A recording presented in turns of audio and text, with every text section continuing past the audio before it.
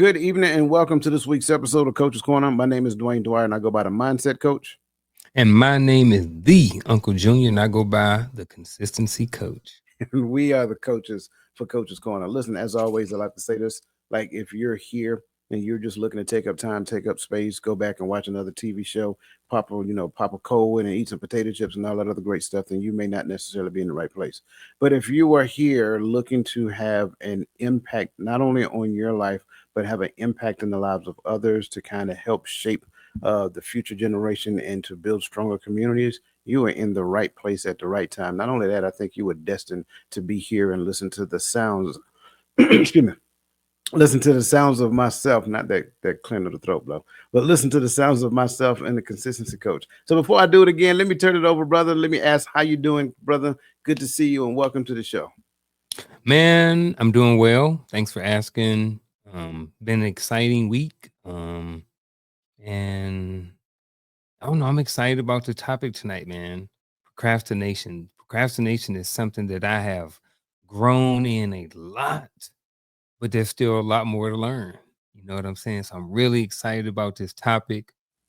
This is something that I think a lot of people have challenges with. So Yeah, I'm excited about that. I'm excited to have the conversation with you to see what we get into, and all of those good things. But how are you? I'm good, brother. I'm good. I want to caveat off of what you said. Not only am I excited about this show, but is it just me or like the past couple of shows we had was like just dynamite? Like Yeah, I'm man. I'm when I think of those shows, and I want as you guys listening in the audience, if you were with us or you had the opportunity to see them, like just kind of think into those shows. And if you have not seen those shows, shame on you. Go back and look at them. But Shame. those shows have been really good shows. Like I know I made mention of it previously that once we're done, I can sit back in my chair and just nod my head, yeah. Like when we Yeah. do a recording, I'm like, yeah, that was a good show. I just feel it. Hmm. And, I kind of got that feeling before we even start this show. So I'm really excited about talking about procrastination because I know it's something that many people struggle with, right? Hmm. Many Yeah. people sometimes struggle with, right? Even if it's sometimes is enough, right? So I think that's one of those things. But to your question, I'm good. Had a busy week. Playing with the lieutenants and the captains all week. And it's always good to be in their presence and kind of teach them. I always walk away with one of them coming up to me and asking me a question, and it's more so of a leadership development question. In your opinion, what's the best way for me to do this? Like, how can I do this and stuff like that? So I'm always humbled to get questions like that because it's them breaking and I know a lot of people like to believe that there's a generational divide, but it's them breaking through that and say, hey, let me talk to this old dude real quick, this gray bearded dude, and see how he would kind of advise me to do this particular thing. And it's not so much as career focused.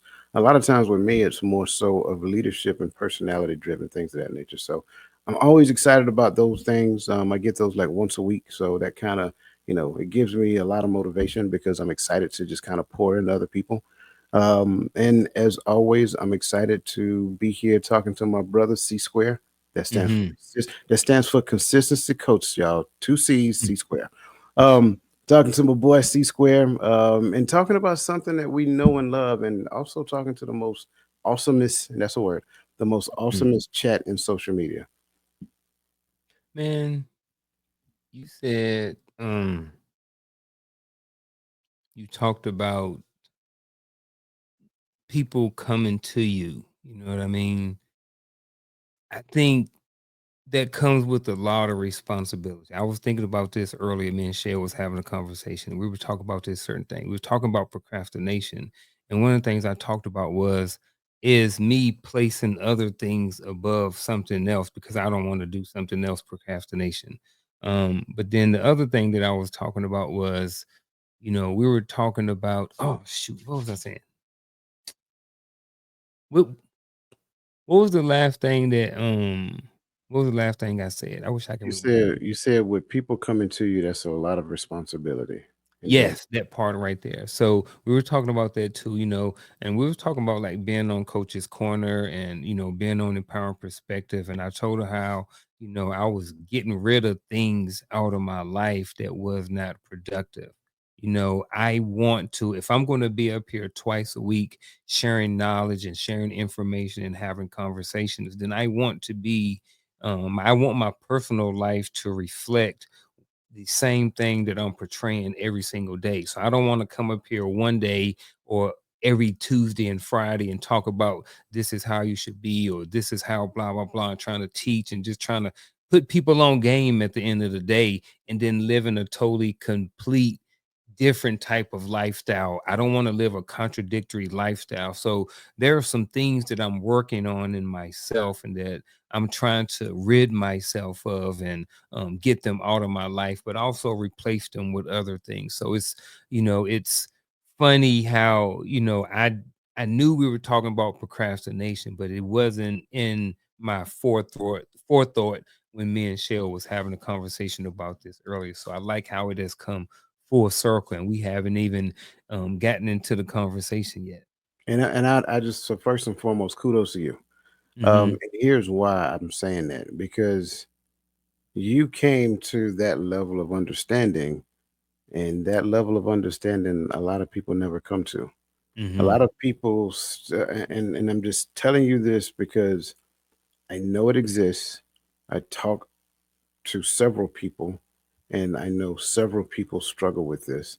Ironically enough, that's one of the things that especially this week, that's one of the things that I had to talk about. Um, and it was, and I give you the question: how can I be an effective leader without losing myself? Right? How can I be a professional, effective leader without losing myself? And the question I asked in response, I'm really good at that. I'm really good at asking questions for clarity.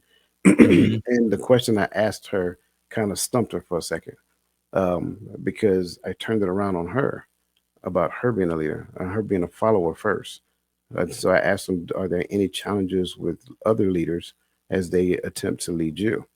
And then she was like, I don't think there's any concerns. I said, so there is a concern. She said, well, no. She said, let me be clear. Okay, thank you. She said, no, there are no concerns. She said, I know how to follow, but I want to be a really good leader. And I say, that's the first step. The first step is to be that thing that you want other people to be, right? We hear it all the time, be the change that you want to see in the world. When you said what you said just now, I don't know if y'all were paying attention, but he just gave y'all game. You can put on the facade all you want to, but it's only going to take a certain amount of time before people actually be able to see through it. So Hmm. you're going to have to, and I know somebody probably already put in the chat, you're going to have to make sure that the audio lines up with the video. But that is the thing. That's what the journey of life is all about. Making sure that what you believe then develops into thoughts. Those thoughts then develop the words that you say, and the words that you say is the life that you live. That's the alignment piece that every person is responsible for. But some people just say, hey, you know what? As long as y'all believe that that's who I am, then that's who I'm going to be. I don't have to do it. I just have to tell you that I do it, because in the world of social media, you're not around me long enough to see if I actually do it. We call Fact. that a facade. That is a facade. That is not the authentic version of who you are. And in essence, I'd be completely transparent. That is called living a lie. Hmm. Then when people learn that you're not what you say you are, then they withdraw from you, and you're trying to figure. Then this is generally how it happens. Then they'll create the story that you were the bad guy. See, I'm not perfect, man. I've stumbled. I'm going to continue to make mistakes. That's why, well, it's not, some things are going to be on purpose. Most of the mistakes that we make, we know that's why they're not mistakes. Most of the time, they're choices and they're not mistakes. Mistakes are things that we cannot control. But a lot of us, we're in control of the decisions and the choices that we make on a regular basis. And that is part of the accountability and part of the growing that we have to do on a continuous basis. It's not always easy to look at yourself and to take out something out of your life, or it may not always be easy to add something to your life that is for your benefit. It's hard to not eat them cookies sometimes. You know what I'm saying? It's hard not to eat them chips. Hard to not to just eat one Lay's. And it's also hard to spend your latter years in the hospital, or your latter years where you're supposed to be spending with your grandkids, and instead they have a full-time job of taking you back and forth to your doctor's appointment because you didn't take care of yourself. Um, but I don't know why I went there, but I say all that to say, man, procrastination is a mother, and I'm really looking forward to getting to the topic tonight, man. Like I said, it's something that I've struggled with from time to time. It's something that I've grown at, and it's something that I know that I need to continue to grow at, because it's easy, so easy to put stuff off. You know what I Absolutely. mean? And sometimes the easier your life gets, the easier it is to procrastinate about stuff. I used to be like, bro, I ain't got to do this. When I was living paycheck to paycheck and in the army, having to listen to Sergeant Major Dwyer and stuff like this, I was like, bro, man, I don't know if this army thing for me, Yeah. but now, life is a lot different. I've been blessed. I've made some better decisions with my life and just other areas and aspects of my life. And now I have the opportunity to be lazy. But the Well, other part of my brain won't let me, there you go. you know. Well, since you said it, I tell you what, let's kind of get this part of rolling. Let's Let's just kind do it, of dive man. into this procrastination thing, because I Mhm. think what we're going to discover is a lot of information. So if you guys are out there in the YouTube sphere, the Facebook sphere, I'm making these spheres up so y'all don't judge me. Whatever Yeah. sphere you in, Instagram, whatever, go ahead and get your pen and your piece of paper, because that young man right there, he's about to speak because we're about to get it on. We're gonna see. Yes, sir. Welcome to this episode of Coach's Corner, where we tackle one of the most common challenges we all face: procrastination. Whether it's putting off that big project, delaying a tough conversation, or avoiding the gym, or just one more day, procrastination has a sneaky way of holding us back from achieving our goals and living up to our fullest potential. But here's the thing: procrastination isn't about laziness or willpower. It's deeper than that. Research shows that procrastination is often tied to our emotions, things like fear, anxiety, and even perfectionism. It's not just about avoiding tasks, it's about avoiding the feelings those tasks brings up. In today's episode, we're going to break it all down. We'll explore why we procrastinate and the triggers behind it, how to shift from avoidance to action using proven strategies and practical tools to help you stay motivated, focused, and productive. This isn't just about understanding procrastination, it's about conquering it. By the end of this episode, you'll have the toolkit of strategies to help you take control of your time, make progress on your goals, and feel good about the steps that you're taking towards your future. So, whether you're someone who struggles with procrastination daily or just wants to learn how to be more productive, this episode is for you. So, let's dive in and discover how to stop procrastinating and start achieving. So that being said, brother, we kind of started into it, and I kind of want to, get after it because I touched on it just a little bit just now, right? So, in your own words, how would you describe procrastination? Man, ain't that what I just asked you, man? All right, so here's I'm gonna start with this. I'm gonna start with the question that I asked Shale earlier.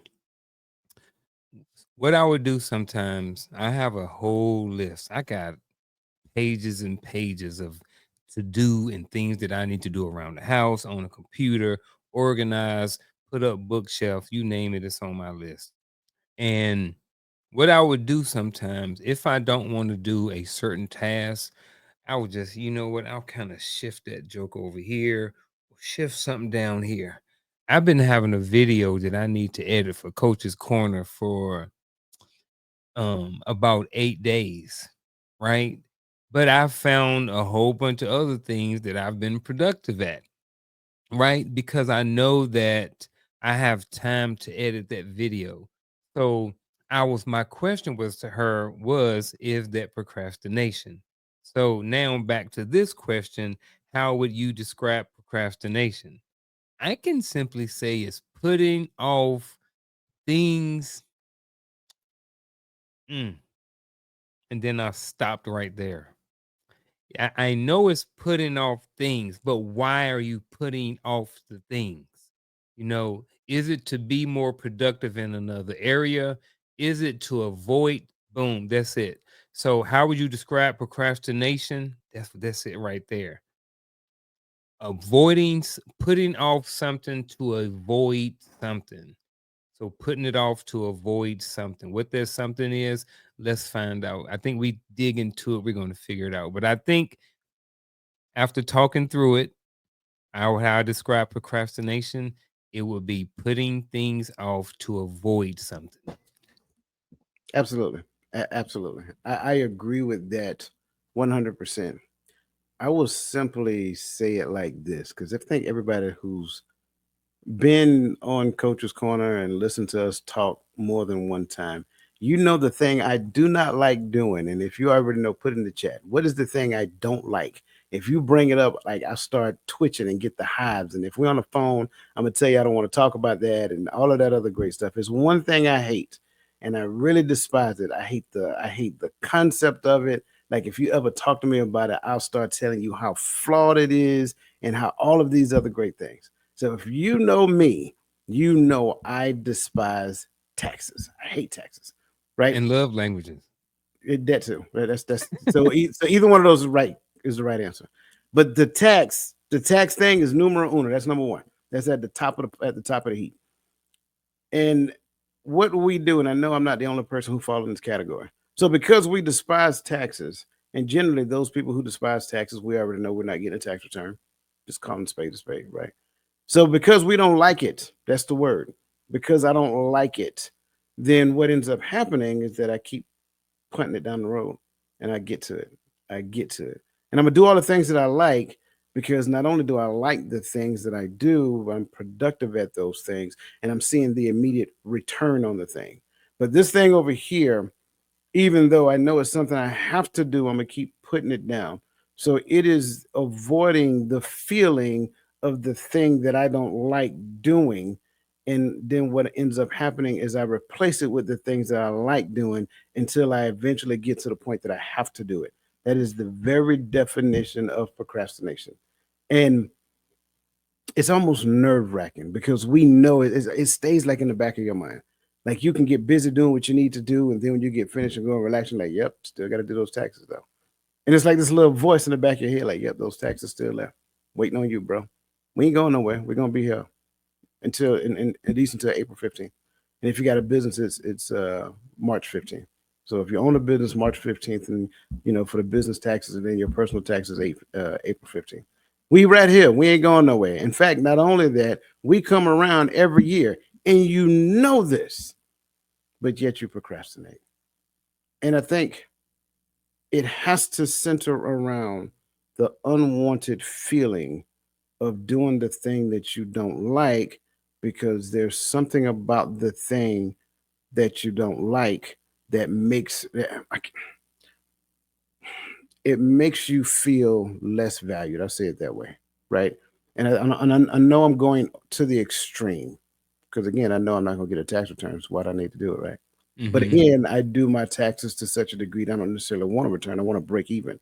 But because of the change that took place about what 5 years ago, that break even thing ain't break even no more. So now you got to kind of like move the pieces and the widgets around and try this and try that and all kind of other stuff.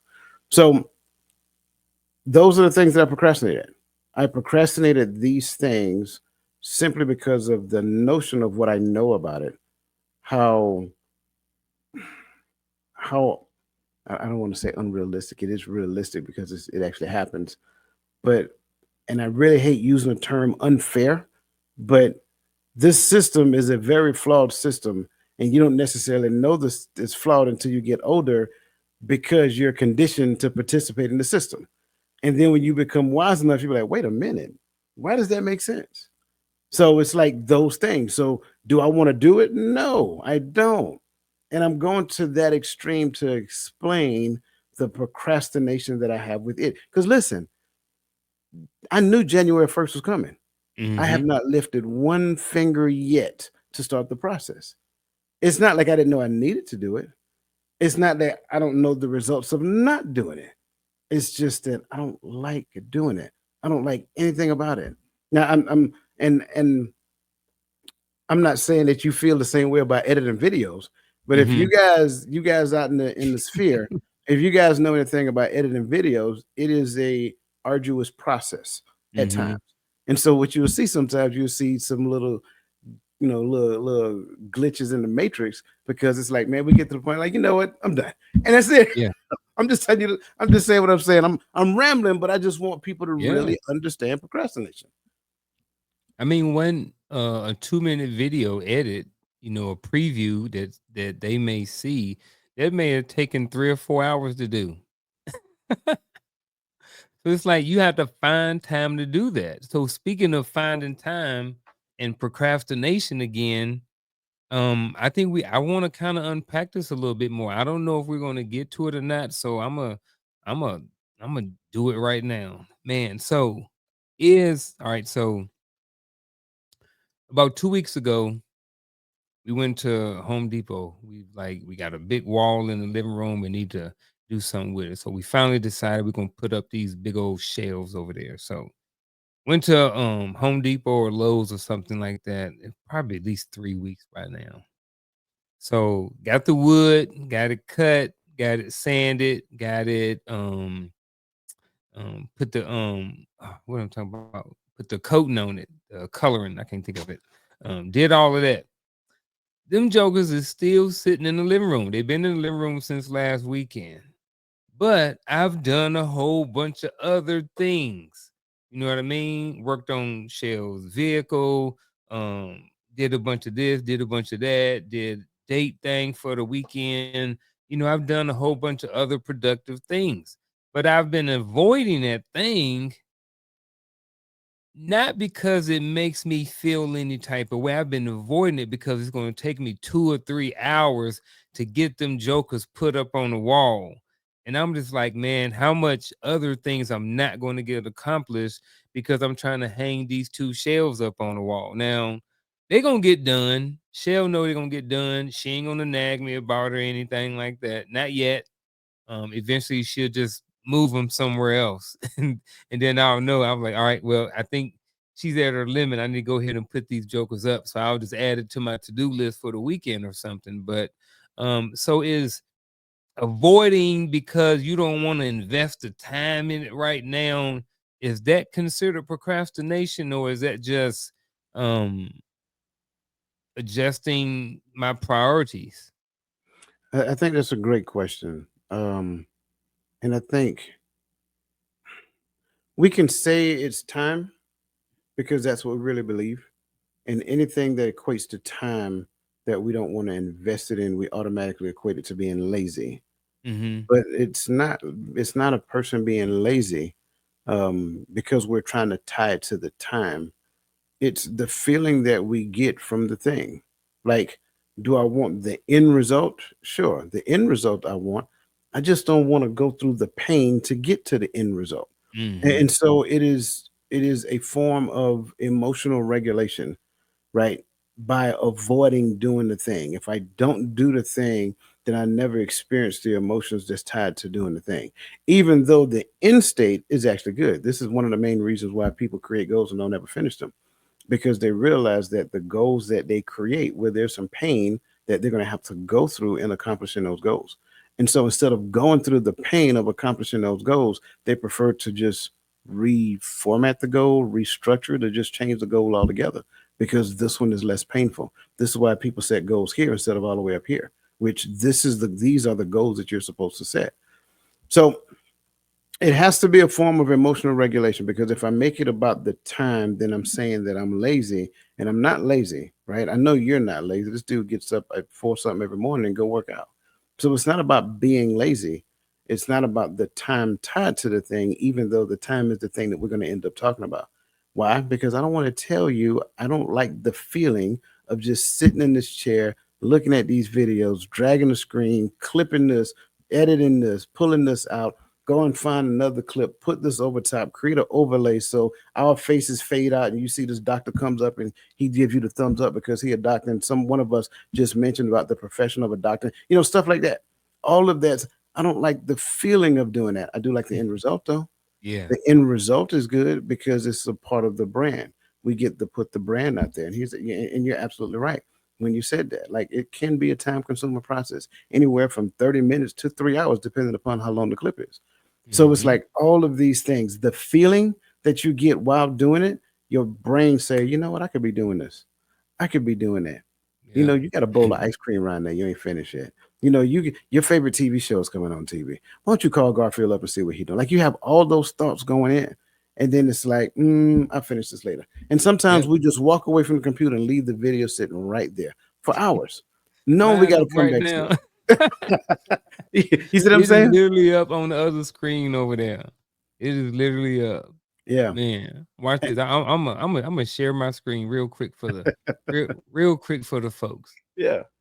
Look at this, folks. No cap. Look, that's Behind the right there. That's scenes. literally my screen right there. That's the other screen. Hmm. And so, can you bring that back up real quick? This is the Uh-huh. thing I was talking about. So, if you Yeah, guys all day. look right, so the bottom video is the video itself. So what he did is he zoomed because to do this on the because I use the same platform, you have to zoom in on one head, right? And then you'll cut that, and that's how he got that single video and put it over top. So now the Mhm. video on top is going to overlay the video on the bottom, and see all those tabs in the upper left hand corner, all those tabs are different things that we can add to the video.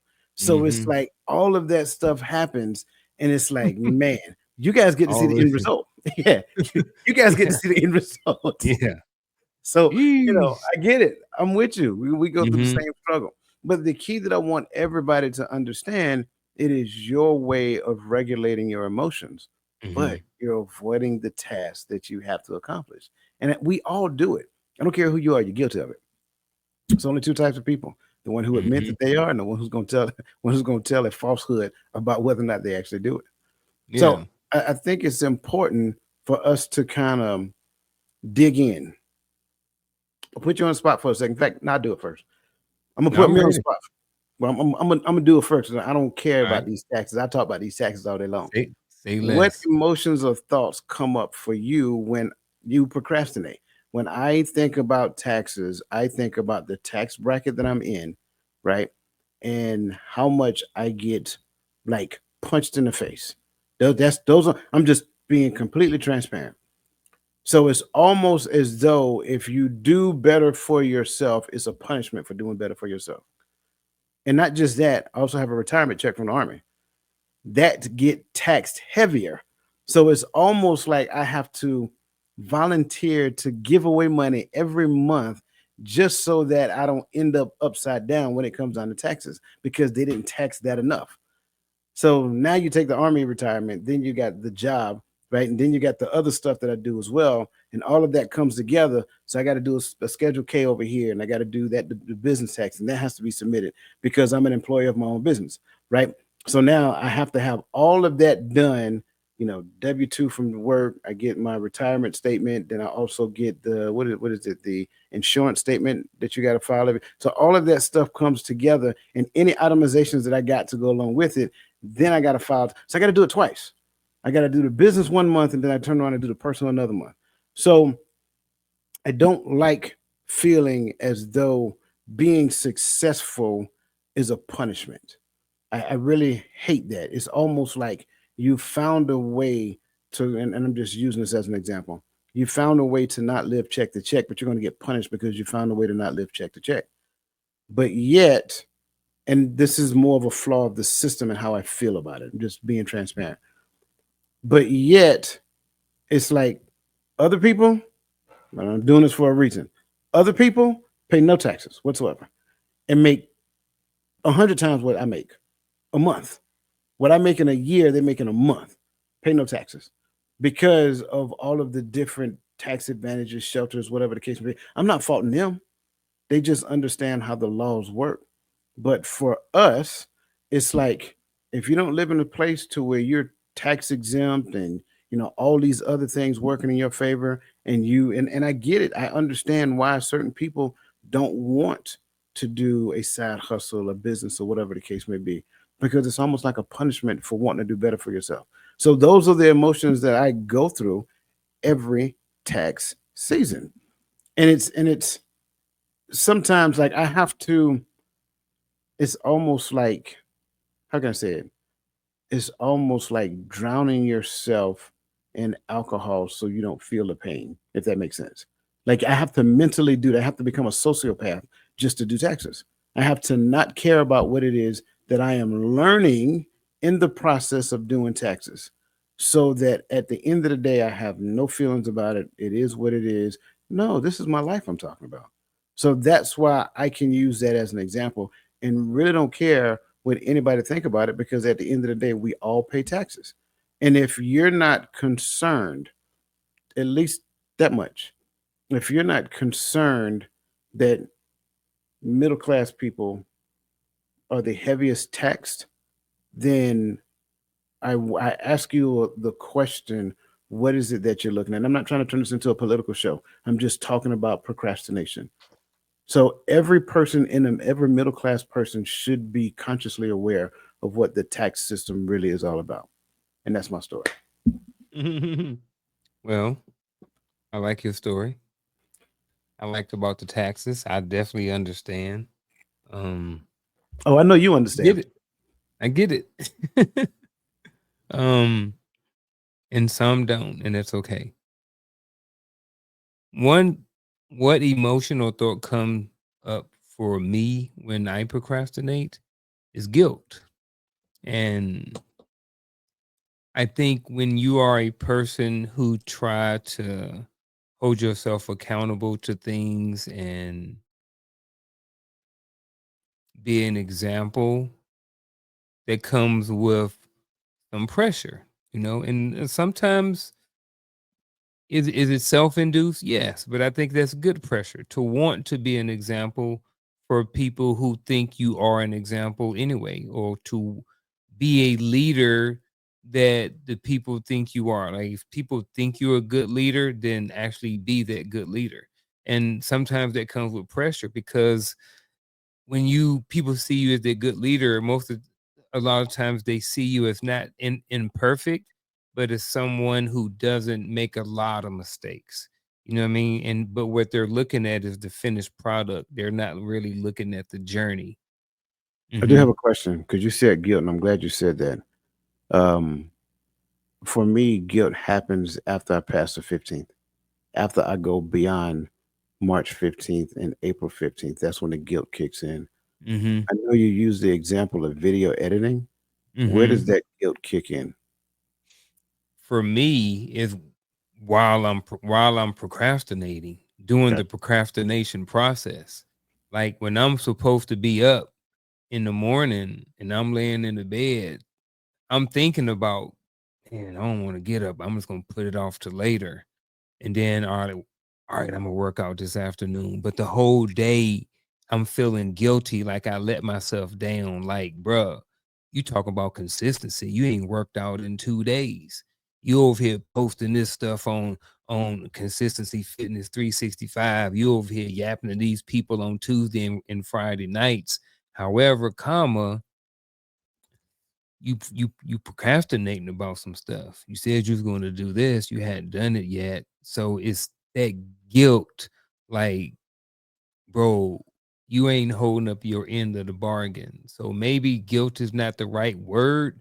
Whatever that word is that I'm feeling right now, that's what that is. And it's like I don't like it, but sometimes that beast get a hold of me and I might stay procrastinating about something for a couple of days. And that's just being honest. You know what I mean? And I was telling Shell that I think that's what happens sometimes is people procrastinate, they put off to eventually they put off going to the gym, they put off eating healthy, they put off these things for so long that that procrastination turns into a habit, which turns into a lifestyle, which eventually leads them in a place where they may not want to be. So for me, I get that guilt sometimes when while I'm in the journey of the procrastination. When I'm at work and I knew I should have went to the gym and I'm thinking about I'm working out this afternoon, but yeah, I'm feeling guilty because I didn't work out. Yeah. Here's what I like about your response. Notice my response, everybody. Notice my response was based upon a law that's imposed on us. his response is based upon the law that he imposed on himself. So that's why I like the variances in the responses, because when we set a standard for ourselves, when we now violate our own standard, you will Mm, feel guilty because it's my standard. I established this. I'm not doing the standard that I established. Now I'm feeling guilty because I'm now avoiding the standard that I established for myself. So that's why I asked the question about guilt, because for me, the law that was imposed upon me, I feel guilty after I violate the law. mhm. You and I can relate Yeah, I because get it. trust me, I go through the same thing with video editing too. Like right now, I got a Mhm. Bible study video I got to edit, and I have not done it yet, and I know I got to do it. So it's I was thinking about that earlier. So I downloaded the video right before we started this, and I go edit the video when we're done. So Yeah. when you have standards that you impose on yourself, there's a different level of guilt that you feel, Mhm. and it happens earlier than because there is no violation period, right? The violation period was the thing that you established. It's not like I got to have this done by then. Well, it's not that I start feeling guilty once I pass this by then. No, it's me knowing that by then it's coming up. So now I start feeling guilty before it comes up. So that's why I wanted to ask that question. But I Mhm. think this is a great space to move forward because I think when we look at the guilt, when we look at the variances of whatever type of feelings that we may feel, whether it is some type of fear, whether it is some type of perfectionism, whatever that looks like if procrastination can be seen as a form of regulation, emotional regulation, how can we replace avoidance with healthier emotional management? Mm. How can we replace it? Replace avoidance? I'm a firm believer just doing it. Ripping the Band-Aid off, just go do something. Even if you don't know, just do something, Yeah. right? So let's when we talk about emotional regulation, I'm going to talk about replace avoidance, right, with healthier emotional management, right? So something that I'm gonna try to weave something physical into the emotional, right? Um, Working out, man. This is a real easy one because it's something that a lot of people struggle with, the consistency to maintain a healthy lifestyle. And the reason why maintaining a healthy lifestyle is so challenging, especially when it comes to what we eat, is because unlike cigarettes or alcohol, you can stop those. You don't have to have those. You can just not have no money, not go to the store, and you can avoid those things. You have to eat. You can't avoid it. So that is why, first of all, the food part or losing weight or um, maintaining a healthy lifestyle when it comes to what you eat is so challenging. It's because it's something that you have to do. So one of the things that people avoid a lot of times is going to the gym or working out on a consistent basis, right? So one of the ways that you can replace that is to have a different thought process about it, right? This is where the emotional regulation, emotional management comes into place. I don't want to work out. It sucks. I'm gonna get hot. I'm gonna sweat out my perm. I'm gonna sweat out my weave. No shade. Um, it is what it is. I've heard those. Some of y'all's out there. Some of y'all out there know exactly what I'm talking about. You know, there's a lot of different reasons why I don't have time. We can come up with a whole bunch of different reasons mentally on why we can't do something. But if you change that with a healthier type of thought process and you say, you know what? There's somebody right now who laying in a hospital at 45 years old who can't walk, who don't have the activities of their limbs. You know, we pray about that all the time. Thank God for the activities of my limbs. Y'all know exactly what I'm talking about, right? So the fact that if you change what you think into something positive, it may help with the avoidance. You know what? I get to wake up at 4 o'clock in the morning and work out. I have the opportunity to eat healthier food. I have the opportunity to pay $25 a month for a Planet Fitness membership. You know, I have the opportunity to use my hands to type in some workouts on YouTube to get what I want in order to do these. So I think that, you know, if you replace that with healthier things, healthier thoughts, I think that can be very, very fulfilling, and I think that can help with your overall emotional management when it comes to replacing those avoidance things. Maybe I say that wrong. No, I like that. I like that. I'm gonna take a page off your book, and it can be used anywhere. I know a lot of time we find comfort in doing the things that, I mean, for the lack of better terms, make us comfortable. Call them creature Hmm. comforts, right? So we find comfort in sitting on our couch and changing the channels and, Yeah, getting man. a little snack and snuggling up with your favorite boo thing or your dog or whatever that looks like, right? Get off the couch. Hmm. If you take that one step, get off the couch, view that as a win. I Yeah. think that's the beginning. Like, I think we don't give ourselves enough credit for taking one step in the right direction. Give yourself credit for getting off the couch. Get off the couch. That's all you got to do. It Hmm. doesn't matter. And I know what we spoke about specific things that we avoid, but getting off the couch gets you one step closer to doing that thing, right? Whether it's, the thing you want to do or the thing you don't want to do, eventually, I believe you will prioritize that thing you don't want to do to get it off your plate. So make it a habit to get off the couch. Like when you sit on that couch, and I'm not saying don't sit on your couch, I'm not saying make the couch the no fly zone, right? When you sit on that couch, you should be confident that you've done everything that you needed to do for that day.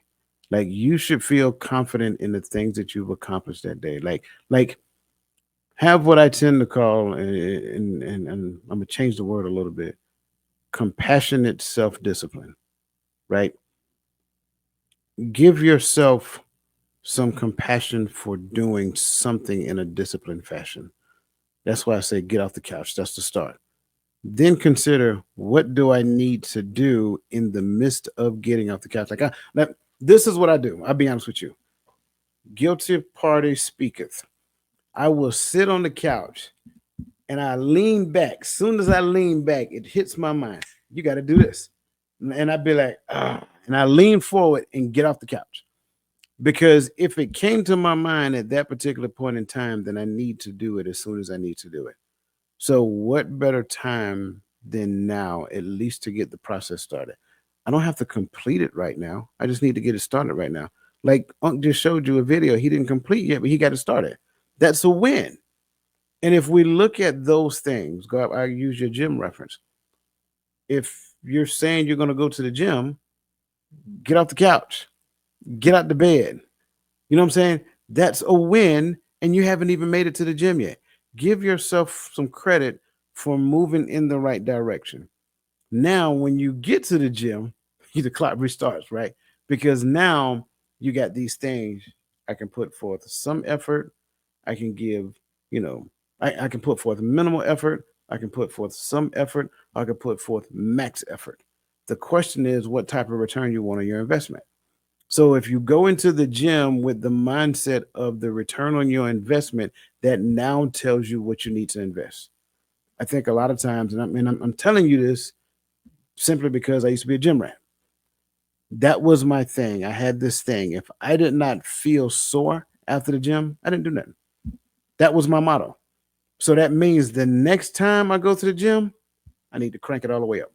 Crank All it up. gas, all gas, no brakes. And that's how I did it. Now I'm not telling you to go to that extreme, especially if you're just beginning, but do something and give yourself credit for something. Then measure the something that you're doing so that you can get the return on your investment. Yeah, man. Facts. And I was speaking his language. I was speaking his language, so he was getting a little. He want to go running right now, y'all. I'm trying to tell you. I man, bro, I'm ready. I just bought a row machine. Did you really? I ain't been able to get on it yet though, man. See, get off the couch. Busy. Get off the couch. Bro, get and, off the couch. Say and less. Say right. less. And I'm joking about that because I've been looking at a row machine myself. Like Mm, I've been looking at a row machine or a bike. I'm gonna get one or the other. I haven't decided which one yet. But both. go both. Going back to this point though, I think there's also a thing that we have to address. which is the anti-perfectionism rule. And we talk about it all the time, right? Perfection is not a thing, but progress is the key. Uh-oh. Yeah, Yeah, I'm trying to see where you going with this. I'm waiting on the question. perfection is not a thing, but progress is the key. That's the anti-perfectionism rule. So, how does aiming for progress instead of perfection change the way that you approach challenging tasks? Um,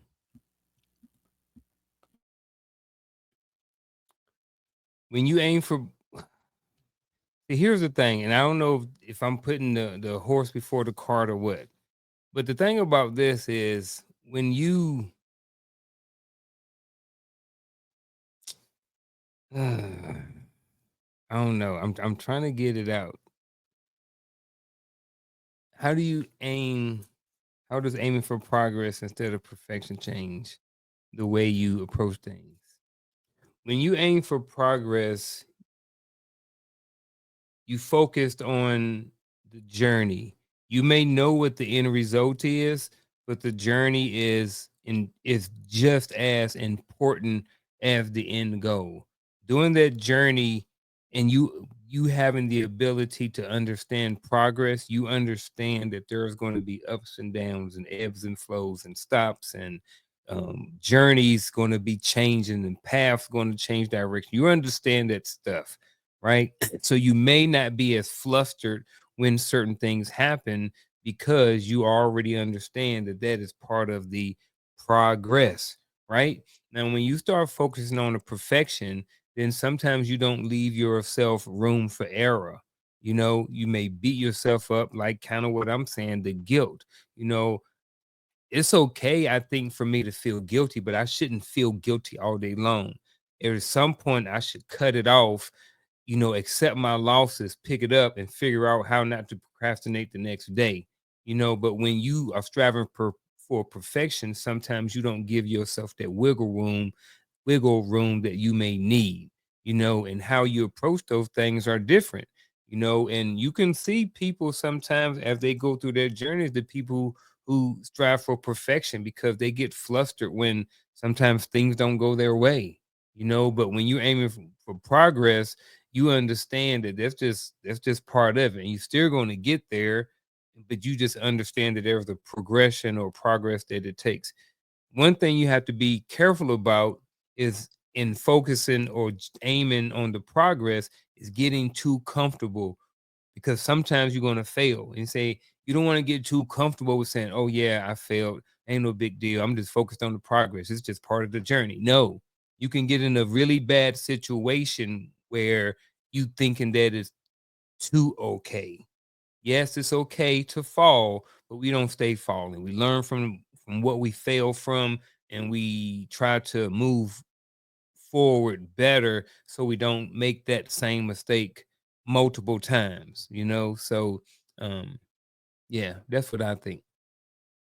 I agree. I agree 100%, but I owe you something.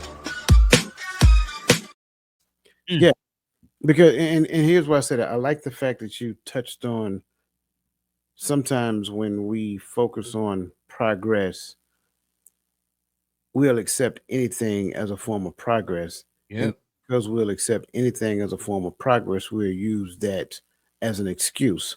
Well, hey, this is just progress. I'm good. I don't have to. I don't have to. No one's perfect, right? If listen, if a thing is common to man, there's no need to talk about it. Mm. There's no need to talk about air because we all need it. Now, the only time we need to talk about it is when there's a shortage of it. That's the time to talk about the thing that is common to man. Perfectionists, they I think it hits them a couple of ways. First and foremost, a lot of perfectionists struggle with paralysis by analysis. So they're desiring to be so perfect that they overanalyze and then they reanalyze and then they go back and analyze what they've already analyzed and then they may ask somebody else to do. They see this. Do you see the same thing I'm saying? Like I'm so they never get started. And so when they eventually get started, they have literally chewed up so much time that now they're in a crunch time. So now that they're in crunch, they have that mindset to where they say, well, I work better under pressure anyway. So now they're coming up with excuses to give themselves permission to continue to do that. And lo and behold, don't let them achieve the goal that they sought out for that now has become their process. So they start off with paralysis by analysis, and then they eat up so much time analyzing that when they get started, they put themselves in such a compromising situation that they're literally redlining all the way through to the finish line. That's not good, right? Or the other side of it is that you're so self-critical in every phase of the thing that you're consciously in a space of anxiety because you're desiring to be perfect. But that's why I said get off the couch. Give yourself credit for doing something, but don't lay in the credit as though everybody else is supposed to give you credit for getting off the couch. I'm not going to give you credit for getting off the couch. Give yourself credit for getting off the couch. I'm going to give you credit for what you do after you get off the couch. That's the thing. Getting off the like there are certain things that you have to give yourself credit for. There are certain things that other people are supposed to give you credit for. People give you credit for results. You give yourself credit for the progress. I'm not going to like, I would tell you it's the progress that's important. I would tell you that don't focus on perfectionism, but progress is the key. But that's for you to embody, not for me to, hey, good job getting off the couch. I'm not doing that. I'm sorry. And if that's what you need, we need to have a different type of conversation. So that's the thing I'm saying. Like, aim for progress internally, embody it, right? Give yourself credit and then move on to the next. But don't look for praise for getting off the couch. And like you just said, too many times what other people really want to do is they want you to give them credit for getting off the couch. No, that's not my job. That's not my responsibility. That is called a basic human function. You should be able to go to the bathroom by yourself without me saying at the ripe young age of 50 years old, good job. No, I'm not doing that. You know what I'm saying? So we got to learn to do it for ourselves. And I think that's important when we start processing these things because that brings in this notion called the dopamine hack. Now, y'all know every show we try to give y'all something good and something that you can take home because I think it's important. We were talking about neuroplasticity a couple of weeks ago. Well, today we're talking about a neurotransmitter, which is called dopamine, which is a chemical messenger in the brain that plays a crucial role in various functions like motivation, pleasure, reward, and learning. A lot of times it's referred to as like the feel good medicine or feel good drug or whatever. But it kind of leans in the space of motivation and reward. It's like ultimately the carrot on the stick, right? And you guys seen, the carrot that hangs in front of the, whatever it is, rat, mouse, whatever, and he keep chasing the carrot, right? It's the feel good drug. The reason why he keep chasing the carrot because he know when he get it, he get to eat it. So that's what dopamine is. So it is a natural thing within you that if you do a thing, you feel good. It's kind of like going back to, exercising and serotonin, right? That kicks in. That makes you feel good about self when you've accomplished the task of working out, working up a good sweat, and all of a sudden, like you think you'll be tired, you're tired from the exercise, but you really feel good about yourself. That's why the army does exercises in the morning. So if we can understand this dopamine hack, I can put myself in a position to where I feel good about self because I accomplished a thing. So now, how can you use your natural craving? I think I probably answered the question. I'm sorry. Craving for for dopamine to work with your brain instead of against it. My bad, man. No, you good. For me, it's doing positive and rewarding things that give you dopamine. So if I'm gonna step on some of y'all's toes, but you know it is okay because I done seen some of y'all feet on social media and they bad anyway. No, I'm just kidding. Ooh, he went I ain't. But nah, right? So one of the biggest dopamine hits that people are getting right now is social media, and then more specifically, likes and shares and all of these different things, right? So when you post a video or thirst trap or whatever you decide to post up there, like you go back and you check, okay, well, how many people liked it? Oh, and then now you start getting in more detail. Oh, did the coach like it? Did Roland like it? Did Lisa Keys like it? Did Shell like it? You know what I mean? Who shared it? Start getting deep into it. But all of these things, when they pop and they give you these dopamine hits. So a lot of people spend a lot of time on social media getting those dopamine hits. So what if you was to replace those dopamine hits in social media with memories with your lady, with your man, right? You get that dopamine hit from, how she look when you give her some flowers, how he look when you give him something for Christmas beside a tie. You know what I mean? Like them dopamine hits, when he just surprised you with a back massage, or you just rub, or she just rub your feet, or you know what I mean, whatever it is that y'all do, or whatever like this, or one of your homeboys just, you know you get a Christmas card from them or something like that. All of these things like that.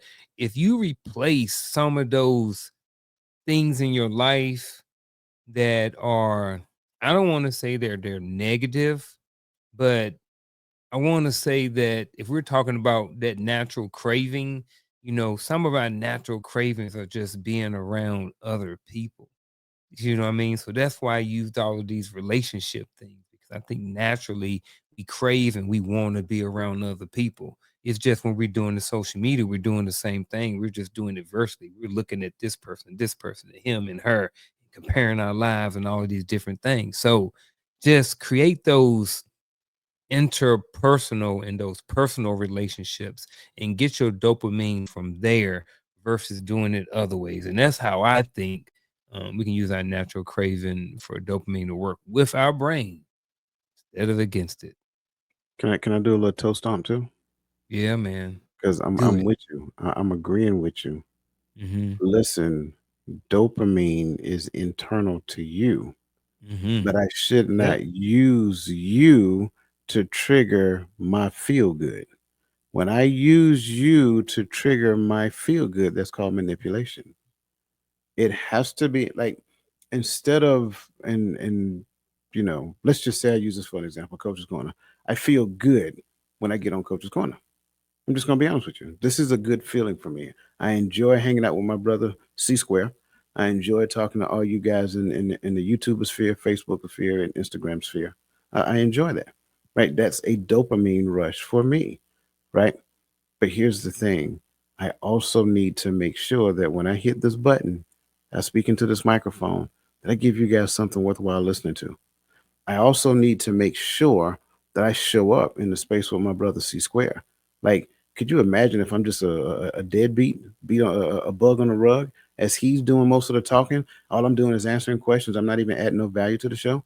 Like, he's not going to want to come back. So when we get to the place that we use other people to make us feel good, that's a very dangerous thing to do. Be that person that people want to be around. That's different, because if I spend time working on myself, bettering myself, becoming that person that people want to be around, now I'm not using you to make me feel good, right? Hopefully, you're not using me to make you feel good. But what we're doing is we should feel good about ourselves, because we are attracting one another, because we've done the necessary work, and we don't have to manipulate each other in the midst of it. That's like saying, I'm gonna go back to the reference, because it's used a lot when talking about dopamine. Well, I got to go to the gym. I got to exercise. I had a personal trainer. That's my personal trainer. Let me use him as an example. So he's my personal trainer. I got to work out. I got to go to the gym. But could you imagine if he was my personal trainer and I go to the gym every day? Like, he's like, "Hey man, what's going on? How you doing today?"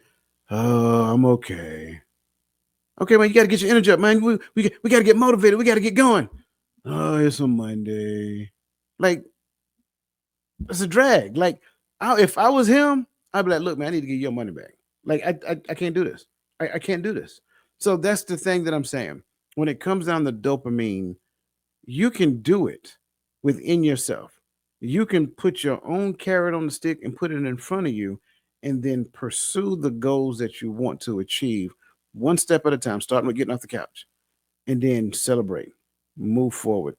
do this other thing, celebrate, move forward, do this other thing, celebrate. Like, if the celebration becomes the thing that you're chasing, the carrot on the stick, then you're naturally going to move forward. And if you do that, then that will prevent you from being stagnant. However, comma, I also believe that we move forward, and we move forward based upon the things that we know that we'll be successful at. And I struggle with that because I always wonder if we were to have a conversation with our future self. Like, I'm 51 years old. If I was to talk to 71-year-old me, I'm curious about what he would tell me. So, that said, C Square, if you could meet 69-year-old consistency coach, what advice would he give you about the choices you're making today?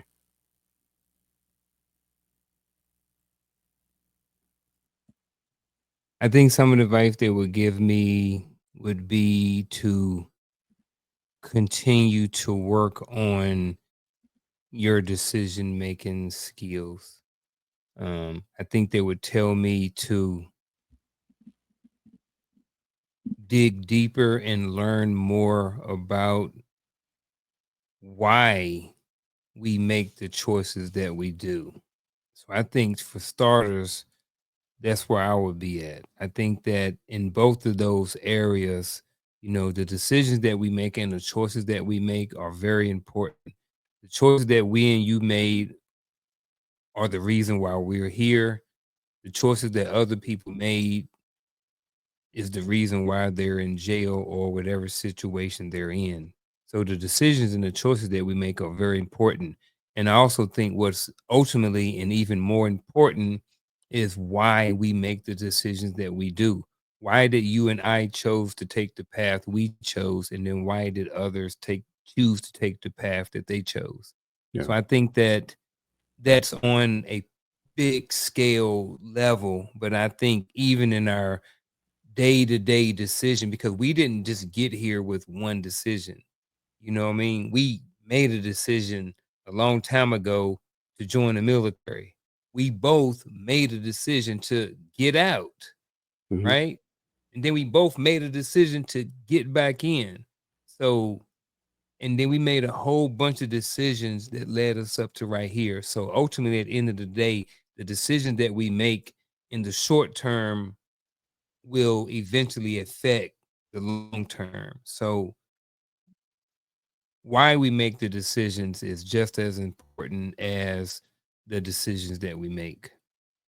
And for that reason, I think 71-year-old coach wouldn't give me advice.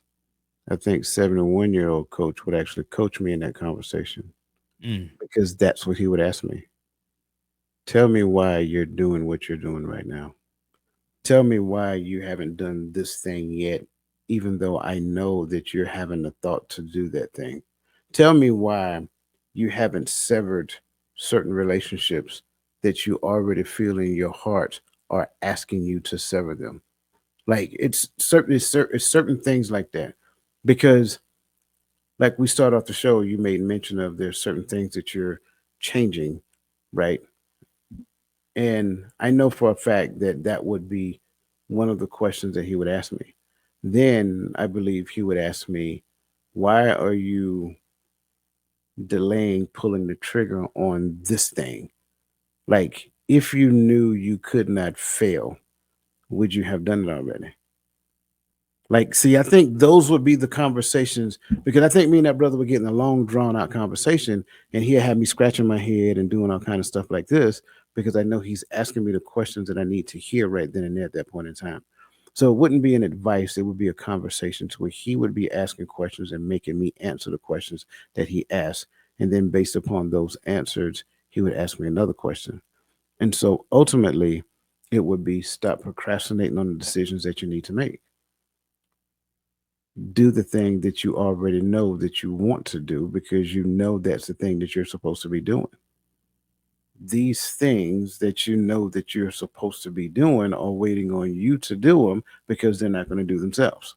So it's like all of those things, and I find that to be interesting. And I love this question, by the way. I find it to be interesting because it really makes me think about the things that I know that I have been procrastinating with. So yeah, man, that's just it. I know we're at an hour and 5 minutes. Do we have a Mhm. time for a couple of true false? Yeah, they do a couple true false and maybe some actionable advice. Okay, there we go. All Yeah. right. So that said, we're gonna dive into the true false. We only got with three today. So we're gonna get after it. Procrastination is primarily a result of laziness and lack of willpower. True or false? True. True. True. True. And false. False. False. For some people, it is 100% laziness and lack of willpower for some people. For some people, they just avoiding it. So, pretty much if I was to answer it, I'd say false. The answer would be false. I'm really However, think I'm really thinking I about do that true believe. statement you made. Mhm. I mean, the answer is false, but I'm really thinking about that true statement Mhm. you made. Like some people are lazy. But Is it if that they're they lazy and they have a lack of willpower, is it they're procrastinating or is it just because they're just lazy and have a lack of willpower? see? That's what I was getting at. Like, if they're Mm, lazy and have a lack of willpower, did they ever make a commitment to the thing that they wanted to do? yeah. And see, that's where I would lean with that question. So yeah, the answer to that one is Yeah. false. Yeah. Next, increasing dopamine levels in the brain can enhance motivation and help individuals overcome procrastination. True or false? I don't know. Sure, you That do. motivation word right there, man. That's where I got stuck at. Don't get stuck there. Increasing dopamine levels in the brain can enhance motivation. Can it? Yeah, I think so. Um, and it can help individuals overcome procrastination. I don't know really if motivation can really help you overcome procrastination. I think it may be short term. I think in the short term, it can help you with something, maybe some small tasks. But if you, I don't think, I don't know, maybe short term, but I don't know about long term. So I'm kind of leaning towards false on this one. Okay. Well, the answer here is true, and I do understand what you mean about the short term. But the answer Hmm. is true because at the end of the day, we're only looking for short term just to get the process started, right? And then we got to create another thing. Last one, true or false? Setting larger, long term goals is more effective in preventing procrastination than breaking tasks down into smaller, manageable goals. True or false? I'm going to say false. I do think that there's some outliers. Hmm. I don't think that they're that common. Um, but I think for the most part, it's the other one. So this is the gray area for me. So the correct Yeah. answer, according to how it is written, is false. You're right. Hmm. However, I also say that, and I've been saying this for the longest, like you set long term goals, but you must create the benchmarks and the milestones under that. And so the Hmm. milestones become the carrot on the stick to get to Yeah. I'm sorry, the benchmarks becomes the carrot on the stick to get to the milestones, right? So it's the carrot on the stick that is the tasks that are broken into smaller manageable things. So the textbook answer for this is like false, Yeah. but I can also see how it's both. You know what I'm saying? Yeah. Yeah. So Because it's like one. I was when you were saying that, I was thinking about the marathon, right? So there was a long term goal that was set, but there was a whole bunch of smaller, manageable goals that led up to that. You know what I mean? But did the long term goal make it more effective in preventing procrastination? I don't know. I don't think so. No, no, So and so and that's why I say the way it is written is false. yeah, But it's just one of those things. So listen, yeah. I know it's getting late, man. Greatly appreciate you guys staying here with us. But this takes us into our actionable advice.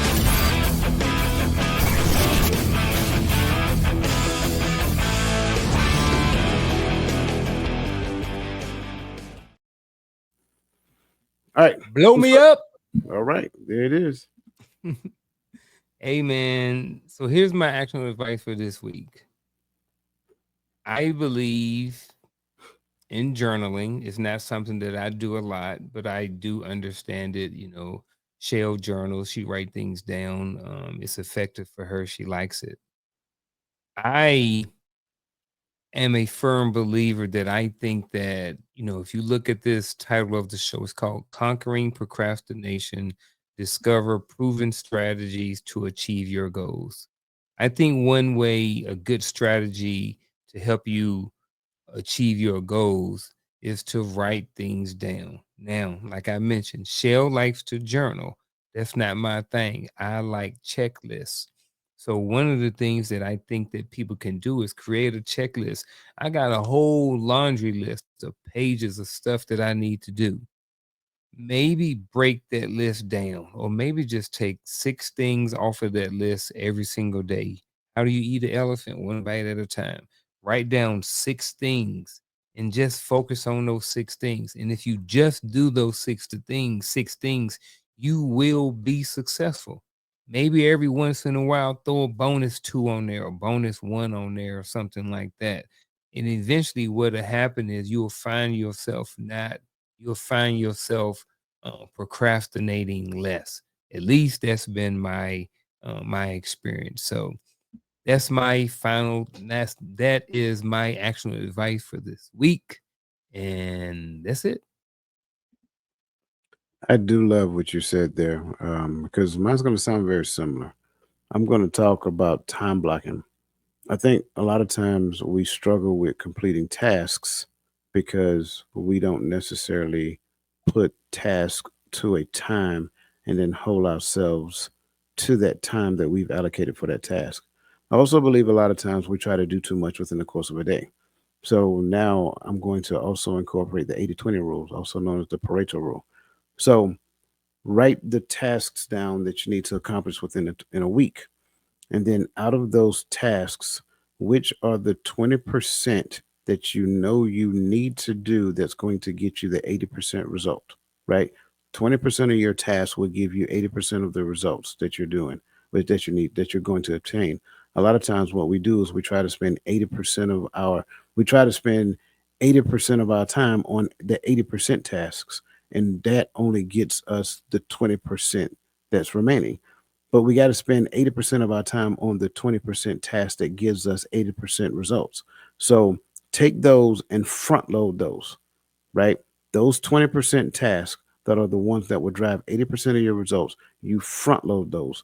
Those are the ones that you do first thing in the morning because you have the most energy there. At least I can say that for me. So that means you're going to have to take inventory of yourself and find out when you are at your max energy. Mine is in the morning between 8 and 11:30. If you know me, right around 12, 1 o'clock, I can take a nap. So I don't want to do anything that's going to be driving a lot of results around that time frame. I want to do it up here. And so my 20% task goes in the mornings, right? And then once they're done, then the 80% tasks now are below that. Assign them to a block of time during the day and then hold yourself to that. When you sit on that couch, you should feel fulfilled knowing that you've accomplished the things that you need to accomplish that day. Don't jump into the next day because a lot of times we have a tendency to do that. Do not jump into the next day. I'm going to say it the third time. Do not jump into the next day. Complete your task for this day, unplug for that day, and then get enough rest so that the next day you are wired and you're ready to go. If you do not complete a task that day, move that to another day. Do not spend a longer time trying to complete that task. Hold yourself to the time that you've allocated to that task. If you do that, right? Remember, get off the couch. If you do that, I do believe that you will not only be successful, but you'll achieve the goals that you want to achieve. Bruh, ended with a home run. Home run, I appreciate that, bro. man. Home freaking run. I don't even want to add nothing to it.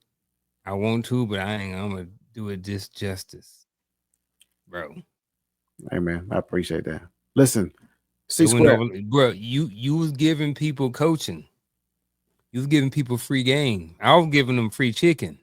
You giving them free game. With that bigger, Like that, go ahead. I'm when sorry. you get into coaching, I gave surface level stuff. Right.